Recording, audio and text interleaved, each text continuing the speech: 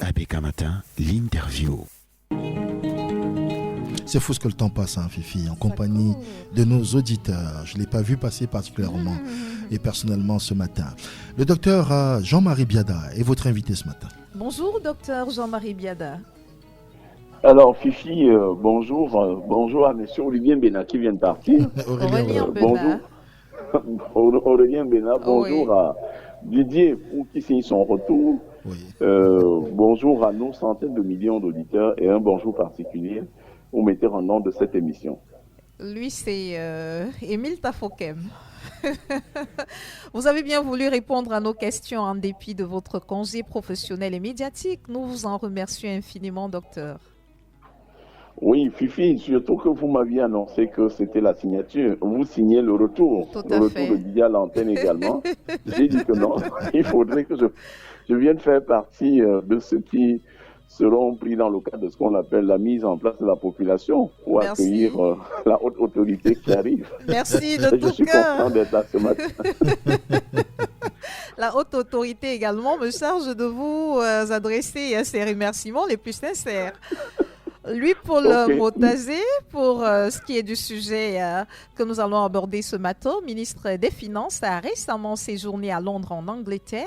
C'était du 29 au 31 juillet, notamment à l'effet d'obtenir un prêt chiffré à 335 milliards de francs CFA. Ces ressources permettront, entre autres, d'apurer la dette intérieure afin de stimuler les petites et moyennes entreprises. À quel moment parle-t-on de dette intérieure dans un pays, docteur Jean-Marie Biada, avant d'aborder les questions liées à cette actualité précisément?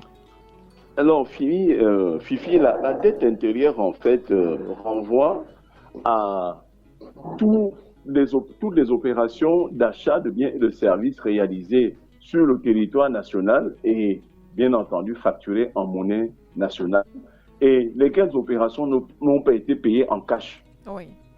Donc, je le prends en termes simples, Fifi a un parent du côté de Djombe qui a fait d'elle la propriétaire, par exemple, d'une mini-cité où il y a 10 chambres. Et puis, le gouvernement peut signer une convention avec vous en disant, bon, je vais loger mes enseignants ici. Et ceux qui travaillent à l'IRAD de Djombe, c'est l'État encore, l'IRAD, c'est sans publicité, c'est à titre pédagogique. Oui. Et si ces gens sont donc logés dans votre mini-cité et qu'à la fin de l'année, l'État n'a pas encore payé, faisons l'hypothèse que c'est 100 000 francs pour votre mini-cité, donc à l'année, l'État doit vous donner 1 200 000. Je fais l'hypothèse sans compliquer les choses, honnête à percevoir. Si l'État n'a pas payé donc ces 120 000 francs, ce 1 200 000 francs à la fin de la première année, cela vient alimenter le stock de la dette intérieure. Oui. L'État, en début d'année, par exemple, célèbre ce que nous appelons souvent les opérations, la présentation des vœux.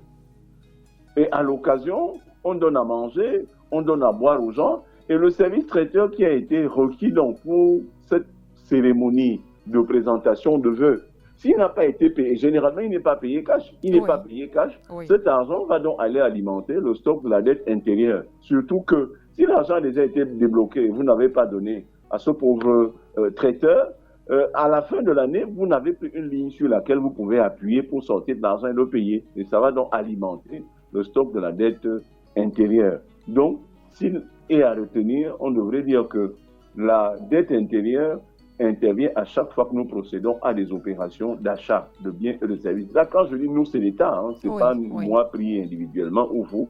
Donc, quand l'État procède aux opérations d'achat de biens et de services, pas en espèces, pas en cash, donc à crédit, cet argent qui devrait être payé plus tard vient alimenter le stock de la dette intérieure. Pourquoi l'État du Cameroun en est-il à solliciter des prêts à l'extérieur pour régler sa dette intérieure? Ceci en marge de la loi de finances, du budget qui est arrêté généralement pour faire fonctionner le pays. Bon, Fifi, j'ai entendu des gens crier comme si en fait c'était nouveau. Non, il se passe que le chef de l'État a signé une ordonnance rectificative de la loi de finances initiale qui fixait notre budget à 6 400 milliards. Donc le budget pour l'exercice 2024 était arrêté à 6 740 milliards, 100 millions de francs CFA. Et au mois de juin, et cela se passe depuis pratiquement que nous sommes sous programme avec le Fonds monétaire international, en dehors de 2020, où le Covid avait empêché au gouvernement d'avoir un budget qui devrait rester constant tout au fond de l'année, tout au long de l'année. Le chef de l'État avait pris une ordonnance en 2020 pour raboter, pour diminuer le budget de près de 500 milliards. Donc, en dehors de cet exercice-là, chaque année, donc, le chef de l'État en juin prend une ordonnance qui augmente le budget. Et pour cette année, donc, le budget a été augmenté pour près de 600 milliards. Donc, ce n'est pas hors budget, c'est prévu dans la loi de finances. Oui. Et quand cela se passe ainsi, techniquement, que fait le chef de l'État? Il signe donc un décret, parfois même avec faculté de délégation, je vais expliquer ça en termes simples. Donc, un décret portant, habilitant le ministre, soit de l'économie, et bon, ça c'est pour aller signer, mais quand c'est déjà où il faut vraiment toucher de l'argent, c'est le ministre des Finances, à émettre des titres publics ou à s'endetter sur le marché financier local ou international. Ouais. Et c'est ce que le chef de l'État a fait. Donc, pour les 600 milliards, là, le chef de l'État a dit, monsieur, vous allez nous chercher de l'argent, soit à l'international, soit, ou alors, c'était même les deux, sur les marchés financiers internationaux et domestiques. Donc, il n'est pas surprenant, de mon point de vue, que d'ici quelques jours, le ministre des Finances, par exemple, puisse émettre des titres publics, puisse lever un emprunt obligataire. Ça sera dans le 8e emprunt obligataire sur la bourse des valeurs mobilières d'Afrique centrale. Donc, c'était prévu. Il fallait que j'apporte cette précision-là. Oui. Et celui qui est chargé donc de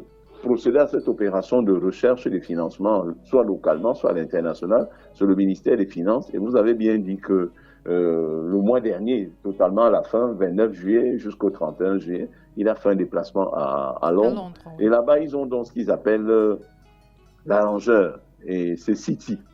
Et comme le siège de Citibank, c'est sans publicité, et basé à Londres, c'est Citi qui était dans l'arrangeur, et l'arrangeur est donc allé sur le marché et a trouvé donc des financements. Mais il faut que celui qui a demandé de l'argent, le donneur d'ordre, puisse être là pour signer. C'est pour cela que le ministre a fait le déplacement pour signer. Et une fois que c'est signé maintenant, ça devient donc un emprunt qui va venir alimenter non plus la dette intérieure, mais plutôt la dette extérieure, puisqu'on a pris cet argent à l'étranger. Donc ça va augmenter notre stock de la dette extérieure, laquelle dette était déjà à près de 8 000 milliards. D'ailleurs, la note de conjoncture que la Caisse autonome d'amortissement, à l'époque, émettait tous les trimestres, mais maintenant, cette note est produite mensuellement. Oui. C'est l'occasion pour moi de saisir votre antenne pour les féliciter. Oui. Je demandais toujours pourquoi ils attendent 3 mois pour le faire. Ce n'est que 12 petites publications. Donc, toutes les 4 semaines, ils publient. Donc, au 30 juin 2024, ils ont publié cette note de conjoncture qui laissait observer que notre stock de la dette globale était d'ordre de 13 070 milliards, avec une clé de répartition telle que 80%, dont plus de 8 000 milliards, c'était le stock de la dette extérieure, qui est donc aggravé avec ces 335 milliards que nous sommes allés chercher. Et la dette intérieure faisait maintenant le solde, c'est-à-dire à peu près 4 000, sinon un peu plus de 4 000 milliards. Donc, oui. Ça veut dire que si on prenait ces 335 milliards pour payer le stock de la dette intérieure, ça ferait moins de 10%. Ça ferait moins de 10% de ce stock-là. Encore que le chef de l'État n'a pas demandé qu'on prenne cet argent pour payer le stock de la dette intérieure. Non. Cet argent servira d'abord à relancer, à revamper certains projets d'investissement qui sont à l'arrêt. Et d'autre part, maintenant, un quantum de cet argent sera orienté vers le paiement, vers le règlement de ce qu'on appelait les soldes à payer. C'est-à-dire qu'on a commencé à payer quelques PME locales. Je prends un exemple simple. Le maire de la ville de Douala, je félicite par votre antenne, a trouvé une formule magique. Partout où il y a des crevasses et on goudronne, 2 jours après, ça repart, on goudronne. 12 mois après, on ne le voit plus. Qu'est-ce qu'il fait? Il appose seulement les pavés. Et je le félicite dans ce sens de généraliser très vite. Parce que les pavés, c'est nos PME locales du secteur des BTP, les PME que j'encadre depuis 25 ans. Oui. C'est quand on dit pavé, on voit rapidement la PME camerounaise qui va venir travailler. Mais il faut que le maire de la ville, c'est déjà un tour de génie, c'est bien fait. Mais qu'on puisse payer également ces PME. Et d'autre part, il faut qu'on insiste que ces PME fassent tout à la fois, parce que Fifi, je ne sors pas du sujet, je reste dans le sujet, pour qu'on ne s'endette pas, on donne à des opérateurs pour des activités bien précises, et le résultat ne suit pas. Donc, on a vu du côté de Koudoudou jusqu'à marché, ou alors cimetière Nubel, où des gens sont venus travailler normalement, ils ont mis le pavé, mais ils n'ont pas raccordé. Donc il y a un petit creux à l'entrée de ce pavé-là. Au bout d'1 mois, la situation a failli dégénérer. J'ai dit, mais pourquoi laisser tout ce temps passer? Monsieur le maire, demandez-leur, une fois qu'ils ont apposé les pavés, qu'ils ne partent pas, qu'ils fassent également les raccords immédiatement. Auquel cas, on n'aura pas à vous appeler après pour venir refaire un travail qui a déjà été pourtant bien fait. Donc, Fifi, on a cherché cet argent, c'était déjà inscrit dans la loi de finances. Donc, même la loi... Merci de nous faire que l'État a porté, c'était dans ce sens-là. Cette précision, docteur Jean-Marie Biada. Vous parliez des petites et moyennes entreprises. On reste avec elles. Est-ce qu'elles peuvent survivre durablement avec le climat des affaires actuelles où certaines PME sont contraintes de faire preuve de patience pendant des mois, voire des années pour voir leurs prestations être payées, comme c'est le cas actuellement? Fifi, non. C'est la raison pour laquelle, par exemple, j'ai commenté chez un de vos confrères, j'ai proposé que le gouvernement modifie très vite la loi de 2008 régissant les dépôts et consignations. L'article 12 de cette loi dit que toutes les opérations de la Caisse des dépôts et consignations sont garanties par l'État. Et l'article 13 qui suit après dit que la Caisse, dont la Caisse des dépôts et consignations, ne peut consentir le moindre prêt à l'État. Mais ce n'est pas normal. Comment l'État va être là quand il y a casse? Et lorsqu'il y a la fête maintenant, on n'invite pas l'État. L'État, c'est le seul opérateur économique, c'est le seul investisseur institutionnel ici chez nous au Cameroun, en l'état actuel des choses. Et j'ai suivi mon jeune petit frère. Yambé Timba tout à l'heure pleurait en disant que non, il faut intégrer les populations pour gérer. C'est un autre débat, j'aurai l'occasion avec lui dans un échange d'apporter ma contribution. Mais je dis encore, l'État, c'est cet agent économique, c'est cet investisseur institutionnel qui peut par exemple prendre chez Fifi 200 milliards, 300 milliards et rembourser au bout de 2 ans, 3 ans, 4 ans, 5 ans. Oui. Donc, l'État, malheureusement, et je crois que ce que l'État, le gouvernement est en train de faire, on a suivi mes complaintes. Je pleurais que, mais pourquoi chaque fois l'année dernière, par exemple, on a augmenté près de 500 milliards qui venaient dans le cadre du collectif budgétaire, on avait pris 81% pour le service de la dette extérieure. Je m'étais levé contre cela. Donc si je me rends compte qu'aujourd'hui, le gouvernement a augmenté à hauteur de 630 milliards et veut prélever 20% ou 30% de ce montant pour l'orienter vers le service de la dette intérieure, je ne peux que m'en réjouir. Oui. Et j'en viens à dire que non, madame, tant que l'État ne paye pas sa dette intérieure, l'économie est asphyxiée. L'économie va être asphyxiée, l'État va se retrouver dans ce qu'on appelle l'addiction en matière de dette. Oui.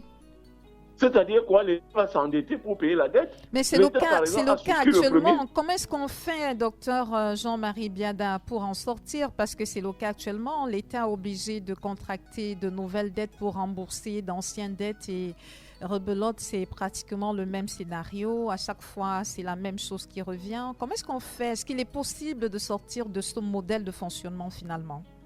Bien sûr, l'État peut en sortir en mettant le curseur, en remplaçant l'État producteur des agences de la qualité, agences de ci ou de ça. Oui. Si l'État sort de cette logique-là pour devenir un État producteur, Fifi. Oui. Moi, j'ai proposé, par exemple, soyons concrets, avec l'avènement de ces centres publicitaires de la SNI, deuxième génération, que l'État puisse instruire la SNI de mettre sur pied l'Agence nationale de production industrielle des plantes tubéreuses. Regardez, tout ce que nous avons ici comme plantations industrielles sont des héritages de la colonisation. Le thé que nous consommons, madame, c'est les Allemands qui ont amené le thé ici. Oui. Le coton au nord, c'est les Allemands. Oui. Le palmier à huile ici, c'est les Allemands. La banane douce, c'était initialement un projet sur la banane plantain, mais comme on ne mange pas le pilet en France, on ne mange pas le condré en France, on ne mange pas le toubert en France, en Belgique, partout dans l'Union européenne, le projet a été transformé en projet de production de banane douce, qui essentiellement est exporté 80 à 90 voire 95% de cette banane est mangée à l'international. Même le petit poussé qui est venu se mêler à sa beau plantation d'Imitaine exporte sa banane, alors qu'on aurait pu se dire que cela pourrait venir sur le marché camerounais. Donc, moi, je suis pour l'avènement de cet État producteur, oui. L'État industriel, l'État entrepreneur. l'État qui a déjà la terre, et Fifi, on parlait de la terre avec mon jeune frère, M. Timan, je l'ai suivi tout à l'heure, qui parlait de la terre. Donc, il parlait là du facteur de production. Nous, en économie, on a 3 grands facteurs de production, Fifi. Vous avez le capital pour les capitalistes, vous avez le facteur travail, c'est-à-dire la force humaine ou la force intellectuelle, la ressource humaine pour les travaillistes. Et enfin, vous avez le facteur terre pour les physiocrates. Ceux qui ont appris et qui ont dispensé ces cours et qui pratiquent ça au quotidien savent que c'est que les physiocrates. Donc, eux, ils estiment que le principal facteur de production, c'est la terre. Donc, M. Timan faisait un focus là-dessus. Même moi, je le suis dans ce sens. La terre est un facteur de production. Donc, il ne faudrait donc pas que le Cameroun se retrouve avec 475 442 km² et qui ne produit rien en dehors des agences, en dehors des normes, alors qu'un petit pays qui ne vaut même pas de Douala, comme les Pays-Bas, est en Europe le premier producteur d'un agrume, pas des agrumes, d'une épice que vous connaissez très bien, les oignons. Voilà, oui. Donc, Douala, je dis, toute la ville de Douala, c'est 210 km². Il y a beaucoup de ces pays à l'étranger. Le Luxembourg ne vaut pas grand-chose. Un pays comme Vatican, c'est 0,4 km², Fifi. C'est-à-dire un quartier, Bonadio par exemple, voilà un pays. Mais ces pays-là produisent. D'où vient-il que le donneur d'ordre a dit à l'État, retire-toi du secteur productif et laisse plutôt les personnes physiques, laisse plutôt les PME qui n'ont pas de moyens, qui n'ont pas d'expertise, qui n'ont pas de ressources humaines, qui n'ont pas de pouvoir. Parce qu'un moment, pour entretenir, un moment, pour entreprendre, un moment, il vous faut le pouvoir. Tout à fait. Vous imaginez que l'État envoie son avion en France, si on arrête, l'État appelle son ambassadeur là-bas qui réagit. Mais si Fifi, avec l'appui de Didier qui a beaucoup de moyens, a sa compagnie de navigation aérienne, et on entend l'avion de Didier qui est arrêté au Bourget en France. Didier fait quoi? Didier ne peut rien. Donc, la solution que j'étais en train de vous la proposer, c'est que l'État puisse sortir de la poursuite dans laquelle on l'a enfermé quand le Fonds monétaire international est arrivé chez nous. Regardez, quand l'État était rentré dans la production à travers la Sodecao, je conclus avec cet exemple. L'État, quand il est rentré dans la production avec la Sodecao dans les années 60, je vous dis, madame, avant les années 70, on faisait déjà 250 000 tonnes de cacao. Dans les années 70, on faisait déjà 300 000 tonnes de cacao. Je dis dans les années 60 parce que l'État était un producteur. Lorsqu'on a dit que non, faites sortir la Sodecao pour la laisser faire seulement des séminaires pour sensibiliser les gens sur l'origine du cacao. Cacao vient de Théobroma, qui veut dire la nourriture de Dieu. Les gens dorment en salle, on leur donne à manger, on leur donne des petits fours, on leur donne des perdièmes pour rentrer. Mais la production était tombée à 100 000, 125 000, 130 000. Donc l'État, c'est le grand producteur qui a la terre, qui a les capitaux, qui a les ressources humaines, qui a les eaux, qui a le pouvoir de réglementation, qui a le pouvoir de légiférer également, et qui a la souveraineté qui peut lui permettre de se projeter au-delà des frontières. Le Cameroun prend cet argent pour payer les gens, par exemple, j'ai pris l'exemple tout à l'heure, qui ont décoré les salles lorsqu'on était en train de présenter les vœux. On fait venir les gens pour payer les groupes de danse qui sont venus danser, donc payer uniquement les services. On va se retrouver dans 2-3 ans à chercher de l'argent pour payer encore des gens qui ont fait ce qu'on n'a pas vu concrètement. Donc il faut que l'État reste dans la production. Entre dans la production concrète, Fifi. Si l'État produit par exemple le manioc, produit le thé, laissons le thé. J'ai parlé des plantes tubérisées tout à l'heure. Ça a été peut-être savant. Ça veut dire quoi? Le manioc, le macabo, le taro, l'igname, les pommes de terre, les patates. Vous pouvez nettement mieux citer que moi, puisque vous êtes architecture d'intérieur au niveau de la cuisine, Fifi. Naturellement, docteur. Donc il faut que l'État aille dans ce sens-là, Fifi. On ne sera plus là à importer 960 000 tonnes de blé pour faire tourner notre secteur meunier. On ne sera plus là à importer plus de 800 000 tonnes de riz pour manger, alors que nous produisons le riz localement. Les sites sont connus. C'est Santou ici à côté. Quand vous passez là-bas, vous n'avez que vos yeux pour pleurer. Rien n'a été fait à Santou, c'est abandonné. Vous allez à Tonga, vous avez la sèmerie qui est de ce côté-là. On ne travaille pas grand-chose. Que vous remontiez même jusqu'à Bandunga, on ne fait pas grand-chose là-bas. Quand vous allez dans le Grand Nord, tout ce qui est produit, sur la base des efforts personnels, on ne parvient même pas à occuper les 45 000 casiers rizicoles qui ont déjà été apprêtés là-bas. C'est abandonné. Donc que l'État devienne un État producteur de ce que nous consommons localement. J'ai mis l'accent sur les plantes tubérisées que j'ai indiquées tout à l'heure, macabo, manioc, patate, taro, igname. je suis convaincu que l'État sera en train d'aller chercher plutôt de l'argent pour faire en sorte qu'on transforme localement et que nous soyons donc exportateurs nets des produits dérivés issus de ces plantes tubérisées développées à l'échelle industrielle dans l'agence de production industrielle des plantes tubérisées que j'ai proposé à la nouvelle SNI de mettre en place. Merci, docteur Jean-Marie Biada. Avec vous, on ne voit jamais le temps passer tellement les enseignements sont importants. Passez une très bonne journée, surtout de très bons congés. Merci beaucoup Fifi et je dis également, je souhaite le retour à l'antenne à mon ami Didier qui prend ses congés alors que moi je suis encore en congé. Ouais. Mais Fifi, je vous garde encore mon amitié, ma disponibilité à intervenir en première demande sur vos ondes selon le développement de l'actualité. Une fois encore, merci à tous ceux qui nous ont écoutés et un merci tout particulier au metteur en nom de cette émission. La main sur le cœur, je vous dis merci.